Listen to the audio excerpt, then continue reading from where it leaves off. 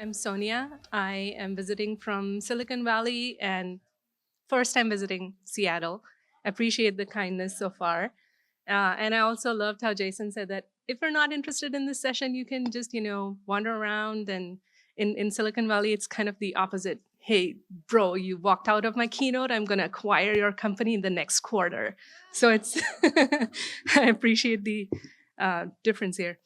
I started my career as a character designer for mobile games for children. And many of our game studios had an internal research team. And they were kind of frustrated that we were using research as part of the marketing, that 80% parents believe that these products are great for kids and improving their STEM skills, and it would be like a really weird small sample size, and they would just generalize the findings as part of a marketing ploy. In dealing with that frustration as a designer, I got inspired to then eventually pursue a PhD in learning design and technology. And I started researching formatively, trying to inform character design and game design choices by education from the start, instead of just using it for marketing at the end.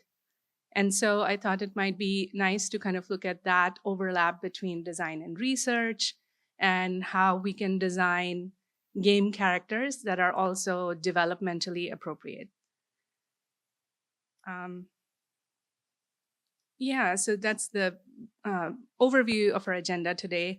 I'll introduce some of the developmental milestones by CDC, different age groups. What are the, like in the previous session, we were exploring like middle school ages. In early learning, it's slightly different because every 6 to 7 months, the developmental milestones for young children change.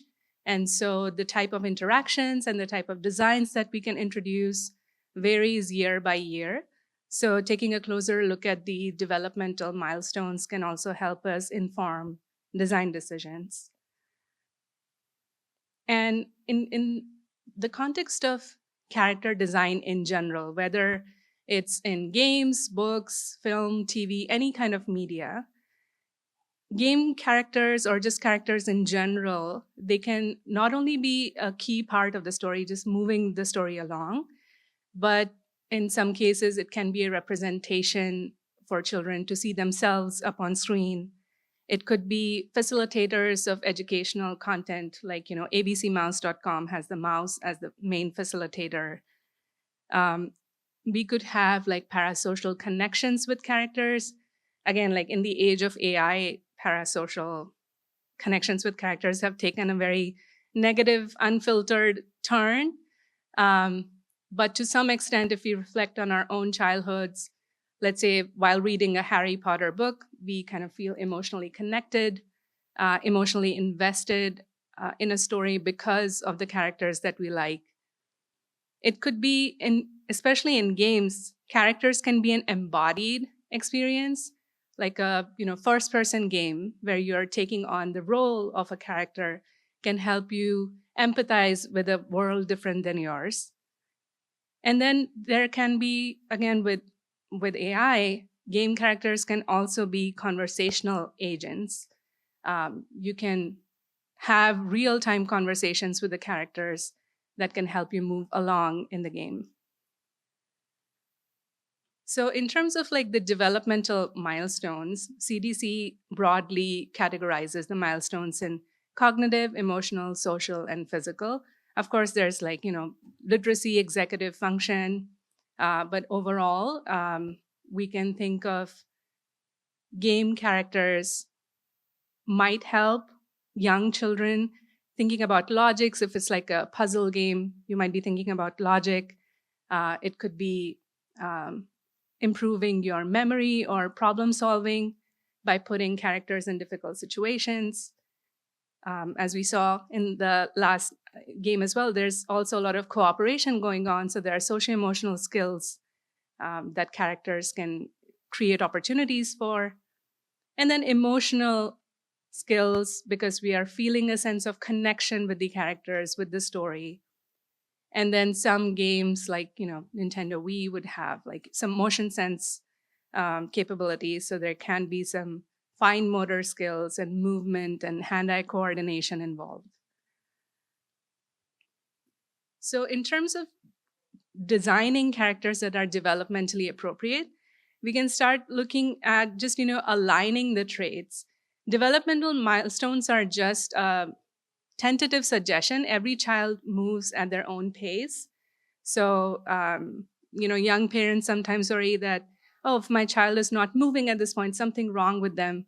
And then, childcare specialists always remind them that there are delays and early signs of these traits. So there's no one absolute, but a general tentative guideline for each age. So once we understand the traits associated with a certain age, then we can start designing the characters that would be relatable to those traits. And then again, crafting some engaging aesthetics, making it visually appealing. Earlier today, I was having conversations with professional game designers and educators, and we were reflecting on how like the academic games, although conceptually very strong, they usually aren't executed well in terms of design. And so kids who are used to the high quality of visuals of games like, Minecraft and Roblox and Fortnite, for them, the academic games kind of fall flat because it's well intended, but so poorly executed. So engaging visuals become a big part of designing compelling characters. And then encouraging explorations, because characters as part of the story can motivate the players, can motivate young children to explore the game in ways that might not be very natural to them. So I skipped age 0 to 2 because while there are Fisher-Price iPad apps and many other apps aimed at really young children, the American Psychological Association actually recommends that until the age of 2, we should kind of avoid screen-based games. So just as I'm taking a stand against that I won't be advising on designing characters and addictive screen-based games for that young an audience. But starting at age 2 to 3, some screen exposure may be okay. Again, like 15 to 20 minutes is what the APA recommends. And at this age, children typically try to start imitating the adults in their life. So if you look at outside of digital games, if you look at just the toys and games for that age group, it's more like the annoying vacuum cleaner toy that's very noisy, or telephone, or other activities that kids might be looking at their parents doing at that age. They would like to mimic that. And so even in digital games for that age group, you will see interactions that are mimicking adults. So you could make a phone call or work on a laptop, and the sounds that are put in the interactions in those games again mimic the adult world. And at this age, again, kids start recognizing shapes and colors. So in terms of games, you'll see a lot of characters and interactions that ask kids to sort objects by color, by shapes. They're also developing language. So that's another opportunity for the characters to kind of teach some basic words in different languages. At this age also, children are developing their fine motor skills. So for really young kids, if you look at the screen interface, the buttons are kind of placed far apart because the fine motor skills of really little children are not that strong. But by 2 or 3, they are able to sort of differentiate that, oh, this is a button, this is a character, this is how I get out of the game. Even if they don't understand literacy as much, just visually they begin to understand or like correlate their fine motor skills with what's on the screen. And here are some examples of toddler game apps that I like. Pok Pok is, I love it because there's literally no text or um, rules. It's just designed for how toddlers naturally are, just like banging at different parts of the screen, and some interaction will naturally happen. So there's no goal or score or gameplay or narrative. It's just a bunch of random objects and characters appear, and um, kids can just tap on it to reveal different types of interactions because they're just making sense of cause and effect. So if I tap here, something like this would happen. So um, that's a developmentally appropriate version of a game for a very young child. Sago Mini also has, it's kind of like a complex app with many mini games inside of it. And so depending on the child's interest, parents can kind of create a profile for their child. So if they're interested more in art or music or even just something creative where they can draw and color, it's kind of like a digital version of the typical activities a 2 to 3 year old would do on their own. So it simulates that sense of play and wonder without creating too many rules or complexities of a game. Lego Duplo World is, again, similar, works like how Lego bricks would work in real life. There are no rules. You can create whatever you want. And I also hear the argument from parents that, well, at that age, wouldn't it be more beneficial for them to play with the actual Lego sets? And so I think the goal here is to not replace real world toys, but mimic the natural interaction styles of children. And then, it's an important role of the caregivers and the educators to kind of build a culture around how much screen time or how much digital activity versus tangible activities should be done. So it's also a lot of curation. We're not saying that let's just replace, even for young kids, replace all their toys with like digital versions of it. This is just like a adaptation based on what's developmentally appropriate for them. Now, age 4 to 5 gets more interesting because now children at this age start taking imaginative play more seriously. The stories get more elaborate, the worlds that they're building with their toys and stories that are coming up with are more intense. They're also good at following instructions. So if there's a game or a character or a narrative within a game, it can get slightly more complex than the last age group. This age group is, again, extremely curious. Preschoolers, they begin to ask the dreaded question like, why? And which is amazing. And so there are opportunities within the game to leave out room for curiosity, having more levels, having more scenarios, more choices is perfect to introduce at this age. They're also developing their social skills because this is the first time many kids are in a group environment of a preschool. So they understand turn taking, playing with peers. So early collaborative games can start around this age because they can understand simple turn taking, that if I take this one action, I need to wait until the other player does something else.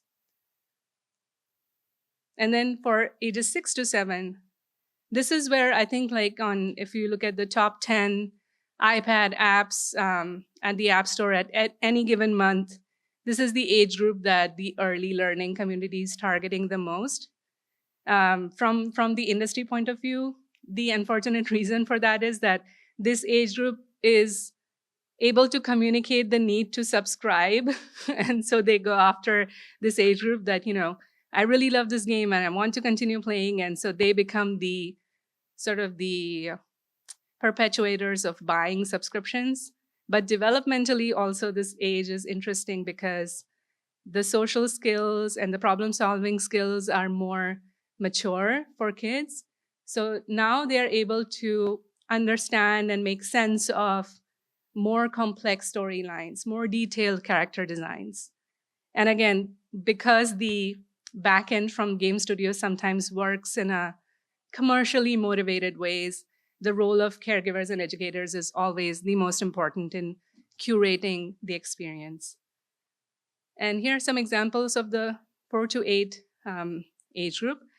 This is a new show on PBS Kids that was just launched a few days ago called Carl the Collector. And the main character is a raccoon who is autistic. The child who is doing the voiceover is also autistic. Beautiful representation. I think is the first time any of the PBS Kids series features an autistic child as the lead character. And it has, PBS Kids follows this idea of a transmedia suite, which is like when they launch a TV show, there's a game that you can play along with it. There are like downloadable worksheets that parents can download and kids can do those activities offline.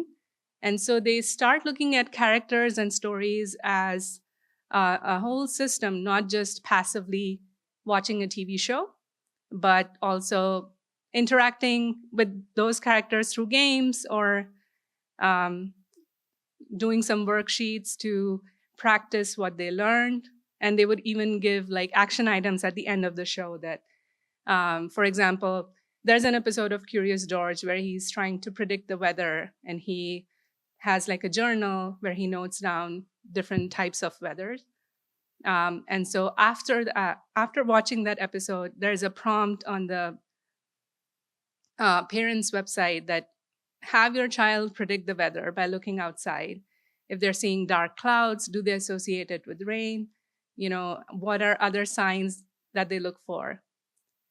So ages 4 to 8, the entire age group, is now able to interpret stories and characters from one form of media and able to correlate it that, oh, I watch Carl the Collector, the show, and this is a game which is still part of the same story world. To us adults, it's a very obvious thing. If we see the same characters, if we see the same storyline, we know it's the same brand. But at around age 4 or 5, this is a brand new experience for them to kind of experience characters in different modalities, whether it's through books, through TV, through games. Another game by PBS Kids is Toy Maker, which is from the show, based on the show Work It Out Wombats. And this is also designed at that, using those developmental markers that fine motor skills are improving and imagination is soaring at that age. And so kids can create their own toys in this game, and then, race their cars or whatever toy that they design. At the end, they can race it with other players. And another example is Stu's delivery service, which is from a PBS Kids show called Lila in the Loop. And here you have to manage kind of a busy delivery service. So you have to memorize certain orders and try to match what is needed and what needs to be delivered. So those kind of logical thinking through the help of characters can be applied to games. And then finally, the end of the early childhood education age group, which is the 8 to 10-year-olds. This is where they are, most of the games that we that are popular, like Minecraft, Roblox, Fortnite, even though it's said that it's 13 plus, usually around age 8, kids are able to understand these kind of complex world-building games because their critical thinking and their abstract reasoning is improving. And they're able to do a lot of tasks more independently. Their social skills are more advanced. And they're able to understand complex rules and strategies. So different kinds of materials in Roblox or Minecraft, they're able to understand how and when to use them, challenging rules around these games. They're all able to process all of that information now. And some examples of world-building games. Again, Minecraft and Roblox are familiar with. Choca Blocks is sort of like Minecraft, but aimed at even younger kids. You can just look at the texture of 2 blocks, and if you merge them, you can create new materials and create a block-style world. And then there are some exploration and puzzle type game examples that I wanted to share, because characters can sometimes be just wanderlust kind of facilitators of an open-ended world, um, like Toka Nature.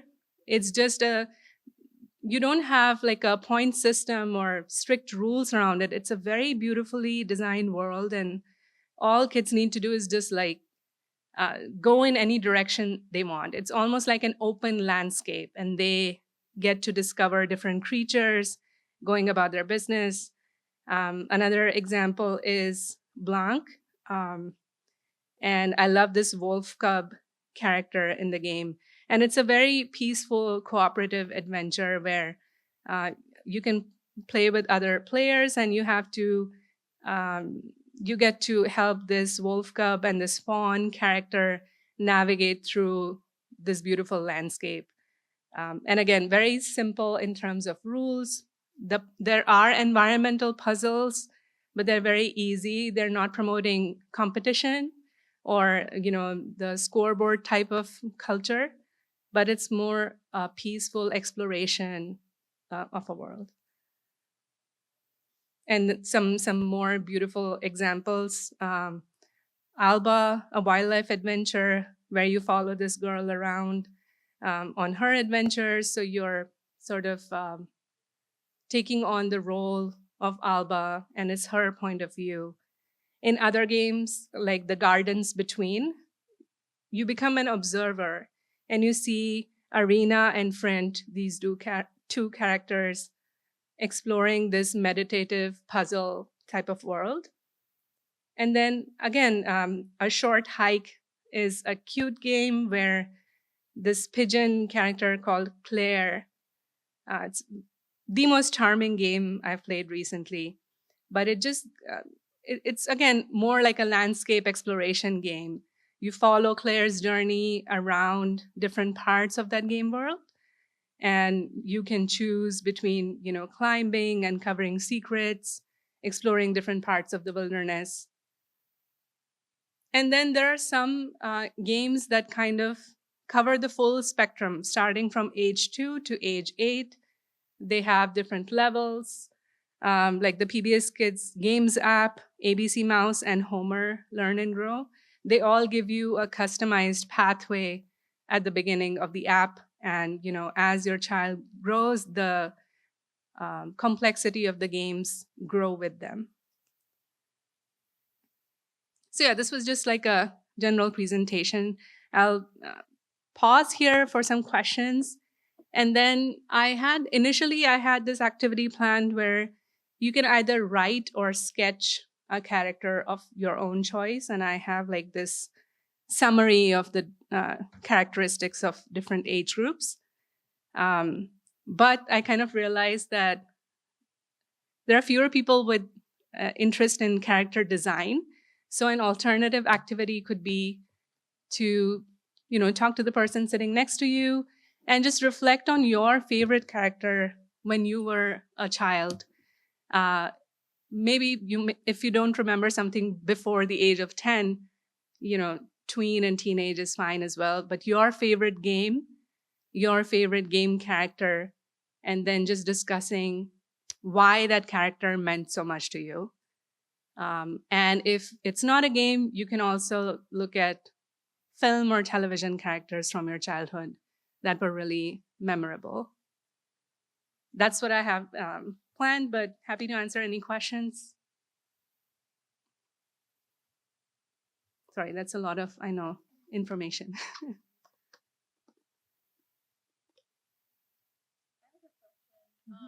wondering, so for the younger audience, what are some of the goals of having them engage in digital games? So, like, are there social emotional skills they're learning? Is it about the dexterity of their fingers? Like, what are some of the benefits? Because I'm like, I don't know, I'm like slow to warm with digital stuff for young kids, just because it's so important for them to engage with their peers and like physical objects. So I'm just like, what are some of those benefits? Because I heard you say it's not to replace those in-person and physical experiences. But I'm curious, like, what is it doing then? If it's Yeah, I think it's like even when deciding, like, should this, let's say you have a script for a story, a lot of creative directors decide that, oh, should it be live action, should it be animation, and like one of the guiding questions is like, can you do it in the real world? Then live action makes sense. If it's something so whimsical that it cannot happen in the real world, then we choose animation. And so we could ask a similar question, that is there any kind of creative activity that cannot be done with tangible objects in the real world? And then games and simulations sort of lend themselves to explore those kind of things. One good example for there's a game called Toka Elements, which is by the same company, Toka Boka, that created the forest, the Toka Nature. Um, and it's like the periodic table of elements as imagined as characters, and you can mix and match them to create different types of experiments.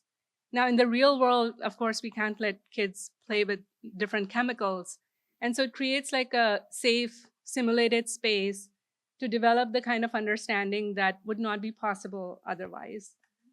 And then yeah, the fine motor skills as well. There have been studies where kids, when they learn to troubleshoot inside a game environment, it gives them a type of confidence that I can deal with technology, I can solve problems in technology. And so if you talk to any of the present day, again, like in Silicon Valley, you toss a pebble wherever it lands, it's an engineer who used to be a gaming nerd. And so that kind of correlation has been studied as well, that people who grow up with technology, grow up with solving problems in tech in the form of a game, eventually find themselves confident enough to pursue careers in technology. So it's also some of it is confidence building. Yeah.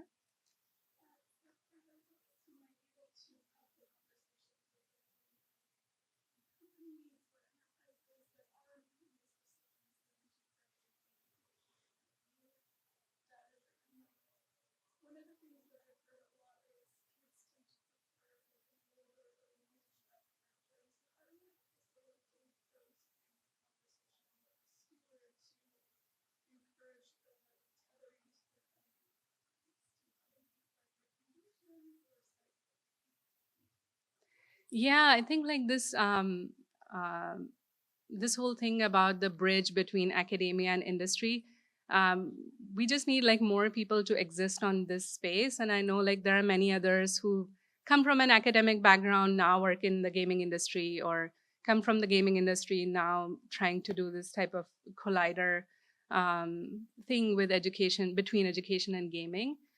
And it is difficult, like I wish I had like a better answer, but it is a difficult space. I work as a consultant for edtech companies, and that's part of my advocacy, that hey, even if you make the games less addictive by design, it's still profitable. And so I help them reimagine their financial structure, their subscription models in a way that does not rely on the hours spent on gameplay, but you can incentivize like other things. So it's more about making the case for, because game companies are businesses first, and in education we are like educators first. And so it's just finding that middle ground, that we can make something educational and ethical, and it can still be profitable.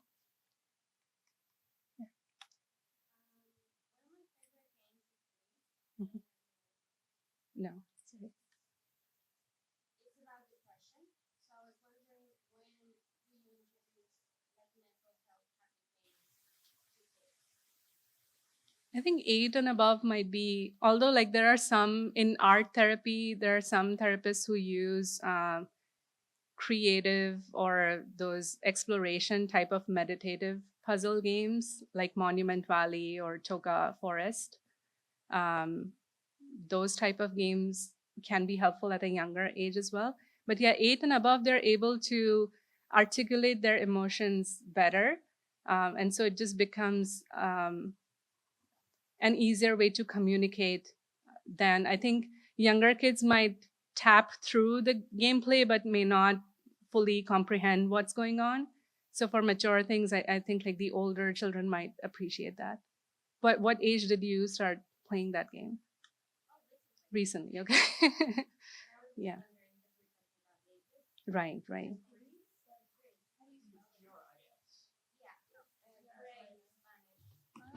Oh.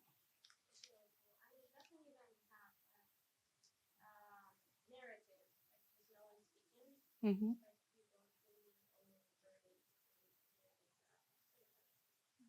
Thank you. GRIS. Yeah, looks beautiful.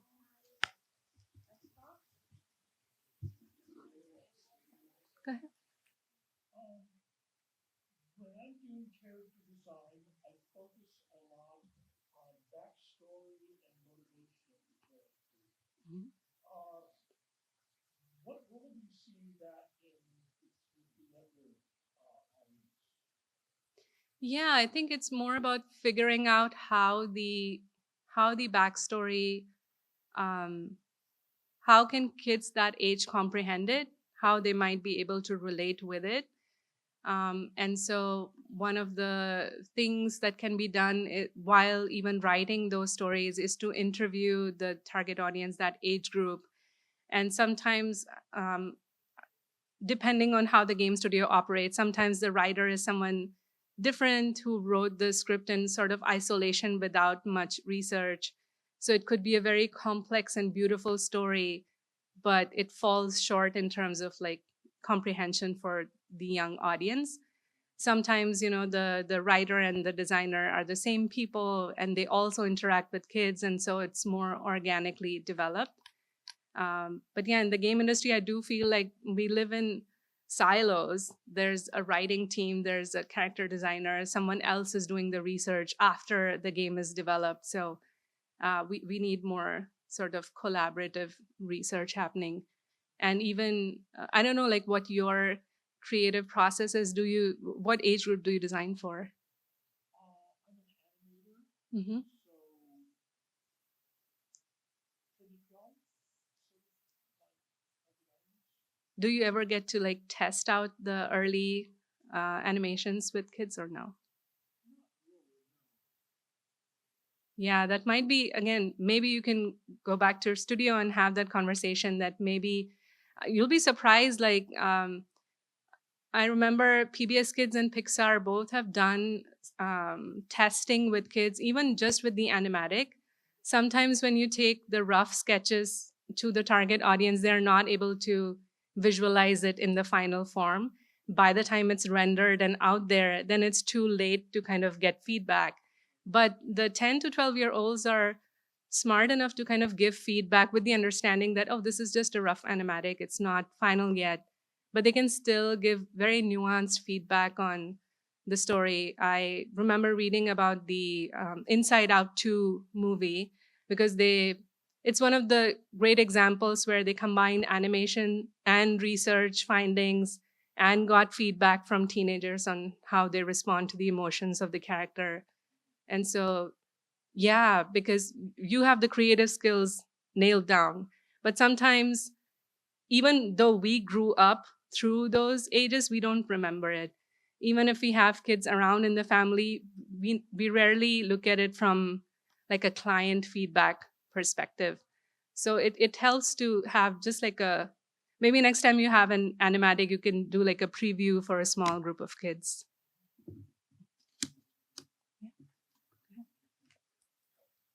Go ahead. My background is in animation as well, Mhm. producer, and I have a 10-year-old and a 2-year-old, so I consume so much media. Right. Can you talk about designing characters like the opposite? So you've given us some really beautiful examples and really positive, like a north of positive media out there. But can you talk about some examples, maybe without trashing anything that's out there, but Right. like of characteristics and things that you think are very harmful when people are creating or designing characters for children? Yeah, I mean, I feel like a hypocrite sometimes when I'm giving these presentations because I talk about developmental appropriateness and ethics, and I have an 11-year-old who's obsessed with Fortnite. And he does say that, he understands that this is not like a framework for creating violence in real life. He very clearly articulates that, don't worry, mom, it's not making me violent or angry or anything. But to hear the kind of language that he's having with his headphones on with his friends, that, let's get the next kill, or like you're literally celebrating with the floss every time you kill, you're dancing and celebrating, those kind of things, that's like textbook definition of inappropriate. But it's out there and it's so popular. And there are other indie games that kind of challenge that narrative and have more like, oh, let's play a game, but that's about climate change. But after a hard day of school, kids who want to blow off steam are not going to go on to another educational game that let's save the planet. So that's where the disconnected connect is, that things that are well intended are poorly designed. Things that are very well designed have no intention or beyond just the commercial one. And so, yeah, I guess we circle back to that bridging between industry and academia and research and ethics and businesses. And that's why, like, ultimately it's about caregivers and educators being the curators, that this is allowed, this is not allowed. And even in like our community, there are families who have like outright said that no Fortnite and no this and no that. So it's become such a family level decision now that culturally or universally it's hard to implement one norm. Every family has, like, I am of the firm belief that I will not get my son a phone before he's 14, but then I do allow him to play Fortnite. So even I don't know where the boundaries are sometimes. Yeah. Go ahead.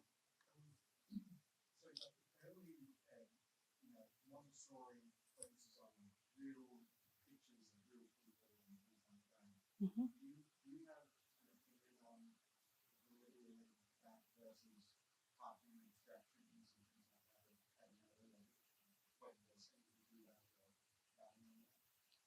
Yeah, I mean, again, there are like very different school of thoughts there. The, like you mentioned, the Montessori and Waldorf system are very firm about it.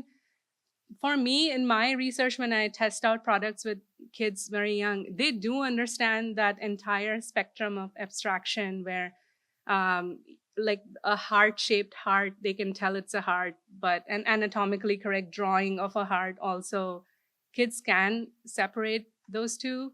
Or even if you look at 10, 15 children's books, all of them talking about bears, for example, the cartoon bear and a very realistic photographic image of a bear, they are able to tell the story. It still interpret the story the same way.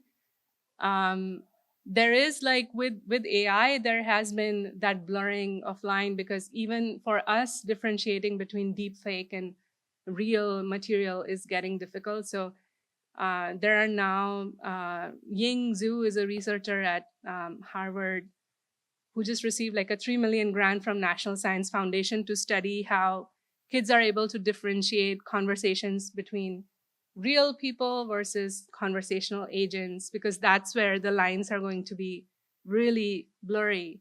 But I think like in terms of illustrations, young kids are able to, like, I don't think that's bad developmentally to introduce them to too many abstract concepts. It becomes difficult when abstraction is the only thing they have known. I'll give my own example. I grew up in a very orthodox environment, didn't go out much. So there were certain animals or even fruits that I'd only seen illustrations of. And so as an adult, when I finally saw those things, I was like, whoa, I had no idea. So that is problematic when abstraction is your only benchmark. But if you are exposed to different versions of the same idea, I think kids are smart enough to, yeah, separate them.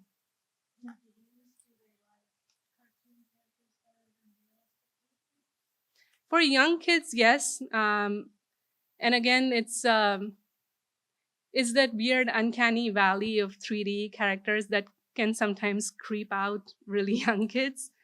It's for many of you who are from an animation background, even like when we turn our heads, we always blink, and like some of the 3D game characters or even the AI digital twins, when they're moving, as they're moving their heads, they're smiling but not blinking, and it creeps us out even as adults and kids. Even though they're not able to articulate what's bothering them, it does create a sense of discomfort. And so, like this, there's this Japanese concept of kawaii, of visuals that evoke the feeling of cuteness.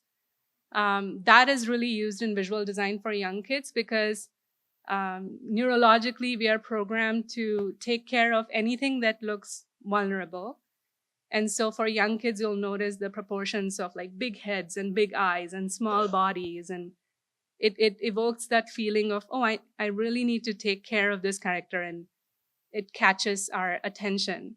It's just like our biological, neurological trigger in our mind to notice anything cute.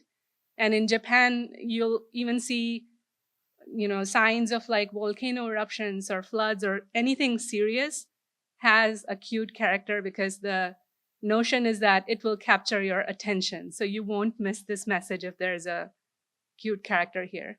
And so that's also used in games to capture attention. Yeah. You mentioned earlier about your work with consulting with companies about not being as addictive. Right. Can you open that up a little bit? How do you approach that? Yeah. So usually the monetization system is based on the number of active users and how long were they active. And so the general notion is that, oh, our game is successful, average active period was like 2 hours. And that's usually thrown around within the studio as a marker of success that, people were engaged in it for 2 hours. And usually they model their subscription models after this, that the games that are taking up more time, people might be willing to pay for a subscription. Slight adjustment could be that we could create sort of a timer that you spend 30 minutes today, and to get to the next level, come back tomorrow. And it still forces you to come back tomorrow, therefore needing a subscription, but it also, puts this trigger in your mind that, okay, there is a beginning, middle, and natural end, a curve to it. This has ended, versus an organic gameplay that goes on as long as you want it to. There's no beginning, middle, and end, and that becomes more addictive. So how do you sell that to a studio to adopt that idea? By making the case that if you put a timer and ask the players to come back tomorrow, they will still go after the subscription. So you're not losing any subscribers, but you're also preventing addiction. And we usually do like a 1 month A/B test of both models to kind of make that case. So that's where I work as a researcher. I would work with a group of like 20, 30 subscribers in the B group who are given that model. Sometimes they would note some kind of frustration that, 30 minutes were not enough. So we'll slightly adjust it to like 40, 45 minutes, but it's still better than their average time of 2 hours. And they go on to continue their subscription. So then I take this data and tell them that, hey, you can now start putting it in your marketing materials, that we have by design created games that are not addictive, and they'll help in this way, and this is what our study shows.